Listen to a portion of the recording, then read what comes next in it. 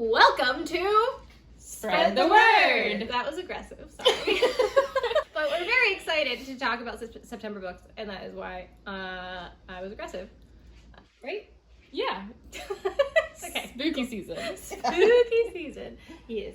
The month of labor and beginning of spooks. Yes. The book I read is called Hush Harbor. If full disclosure, I'm 40% of the way through it. This is like near future US, where after a black teenager dies at the hands of police, there are riots that spark all over the Northeast. Mm-hmm. And one cohort of this reaction decides to basically take matters into their own hands, and they take over a housing project in Bliss City, New Jersey.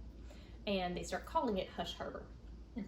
And the local government in that area has been infiltrated by this like new form of the KKK that is like, I can't remember the name that they use for it, but it's like, it's almost like Fight Club. Like no one acknowledges that it exists, but they know it exists, kind of thing. And so they want to like cut off this insurgency, basically, because like the whole country is like under this like oppressive regime, sort of a la Handmaid's Tale. It's not quite that level, but it feels like it's going in that direction. All of these things have happened and are happening, like have happened in the past. Like redlining happened, still happening. People getting killed by police because of the color of skin, still happening. Like it's all of these elements that are current and are also past, put together in a like it's not even that far. It's not even far-fetched or like far in the future or anything like that. Yeah, and it's kind of presented as like we are already in the dystopia. But it's all, there's an element of hope to it that that is really interesting, because they're basically just like, we've had enough. We are going to take over this entire part of the city, and we're going to stop these terrible people. So it's like all of it's very realistic, which is very depressing and very interesting. Is the writing good? What do you think? Yes, the writing is very good. You're listening to it. Yes. Sounds intriguing. I think that a lot of people will like it, and I think it will be really challenging in a good way for a lot of people. I think that people are going to have really different reactions to it.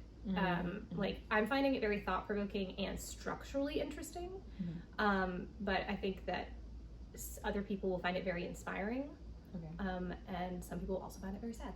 Like, it has different slices of characters' lives that you can get a really different reaction and different kind of perspective from, depending on whose story you connect to more. That's cool. All right, so I read, surprise, another thriller called The Last One by Will Dean. So this woman is on, curious, her 13th date with a man. Specific. She's counted that many? Well, I would count. No one's surprised by that. Well, that's true. But I feel like it is important to the plot that it's the 13th, or that it's not just because it's the number 13. Not because it's the number 13, just how early she is into this relationship. You called 13 dates early? Depends on how to get on an ocean liner with somebody. Oh yeah. Yes. No. So 13 dates, whatever. But yeah, to cross an ocean, like they're on the Titanic, a cruise? Not a cruise, like literally like the size of the Titanic, or I think the boat is described as like being even bigger than the Titanic. Are we in present day? Yeah. Okay. There's smartphones and everything. Bigger than the Titanic? Probably now, yeah. That feels like a bad choice. So the first night, they like go out to dinner, like the whatever level club restaurant room they can have access to. And he's purchased all this, by the way. She has not like put any of her own money in. Okay. They go to bed. The next morning, he is gone. So is everyone else on the entire ship. She's alone on a boat. Alone. There's no like communication, like none of the technology is working. She like cooks like in her downtime, like that's her hobby. Like all four of us, including Danielle, like that's just, she's like, okay, well great, I know where the kitchen is, we're not gonna starve. Yeah. There was food for an entire for thousands of people for several days. So but that's the first thing that gets shut down. No access to the pantry. So like bread, canned food, completely locked. And yeah, Legal. I was reading this like I could not put it down.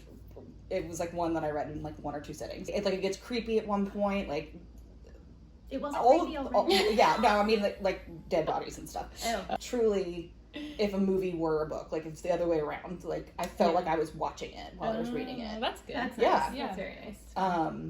Because as y'all know, I am a very visual person, Yeah. but especially this one, I was like, I can see it.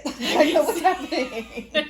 So it was fun and scary and thrillery and right in time for spooky season. I read The Witching Year by Diana Helmuth, and it's a memoir, which is fun. I haven't done a memoir in maybe ever for Spread the Word. The subtitle is A Memoir of Earnest Fumbling Through Modern Witchcraft. So she decides that something she feels has been missing from her life is spirituality of some sort. She isn't I think she was raised Christian, but didn't, as many people do, don't find a lot of attachment to that, especially with regard to patriarchy. She had I guess sort of tangentially touched witchcraft growing up and kind of throughout her life, but it never really tried to really take it on. Practice. Yes. Yeah. So so this is in COVID, she decided to really try to authentically pick it up and see if it would connect.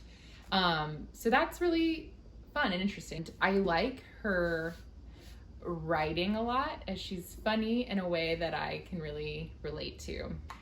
First, she starts with a lot of the classic Wiccan texts, and she's really also really concerned with appropriation, which is a big problem also in white women witchcraft stuff. Yeah. So, which is fair, and she really doesn't want to do anything wrong, both with appropriation and then also when she's actually does her first few rituals or spells, she's very in a real and not real way worried about calling up a demon or something. Well, yeah, you don't know. But you're gonna could pronounce something wrong. Yeah. And, you know. Yeah.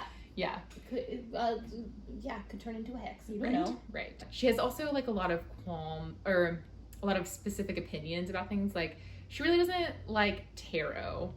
It gives it is very alarming to. She feels it opens more questions than it answers, which is fair. And I would say that sort of the skeptical thing is very true for me as well. Where it's with tarot, I'm there's so many interpretations. Mm-hmm. Yeah. How would you know you have the right one? Right. And then she also is very skeptical of crystals. Both of these things being very large parts of modern witchcraft. And she gets into is it Wicca? Is it witchcraft? What's the overlap? What's the difference? And did when she was a teenager with friends, did witch stuff at sleepover. You know what I mean? That sort of thing. We all did. Right. To varying degrees. Yes. I wasn't to the degree she's talking about. No, but still yeah. that's a pretty common Light as middle a feather. school rite of passage. Yeah, right. Light as a feather, so it was a board or a seance or something. Yeah, seance. We did a seance here. Well, we tried to do a Ouija board. Or not a seance, yeah. We tried to do a Ouija board. It did not take. So yeah, it's fun. Anyways, Yeah, no, it's okay. It's fun. It's not an instructional. It's definitely a here's how I fumbled through this. Come along with me as I did that. Oh, and the interaction with her and her live-in partner are fun. He is an atheist, but supportive of her journey. But she doesn't want him to watch her do witchcraft. It's easy since Danielle and I are both into it. Not that we're life partners. Let me preface that. But when she showed me that simmer pot, I was we have all those ingredients. I'll throw it on right now. Why not? And then I made some lavender cookies for the spring equinox because we just had. Because you guys are the ants. Right. You are the ants. So it is helpful to definitely not feel worried about being embarrassing or something like that. I told y'all, I think I did, that Portia called us a coven. Oh, because we're all almost exactly 1 year apart, and I wasn't thinking about that. Is that what a coven is supposed to be? Apparently, according to her. Yeah, and so you need to have you need to have coverage for everything. Daniela's 87, I'm 88, Kristen's 89, Julia's 90, and she was you guys are her coven, and I was oh my god. And she was I could see you guys doing spells in the backyard, and I said, who says we haven't? Right. When we did get that first witchcraft cocktail book, that was during COVID or just before? It was just before. It was just before, I think. Oh, and yeah, y'all did come over, and we did set our intentions for the spell, for the cocktail. Yeah. So, I guess times. we're all fumbling through it as well to I varying think degrees. so. Yeah. But it's fun. I would definitely recommend it. Okay. Well, yeah. that Good was Spread the books. Word. Yeah. I'm excited about them all. We're getting into October. Yes. And we have lots of events, but the two we want to highlight are the book fair. Yes, Frothy Beard yes. Book Fair. Sorry, I keep cutting you off. It's okay. It's okay. Frothy Beard Book Fair. Back again at, you guessed it, Frothy Beard. And then we have, we're saying this a little bit so we make sure we do it, but we're very excited. And that is on All Hallows Eve, Yes. Samhain, October 31st, Halloween.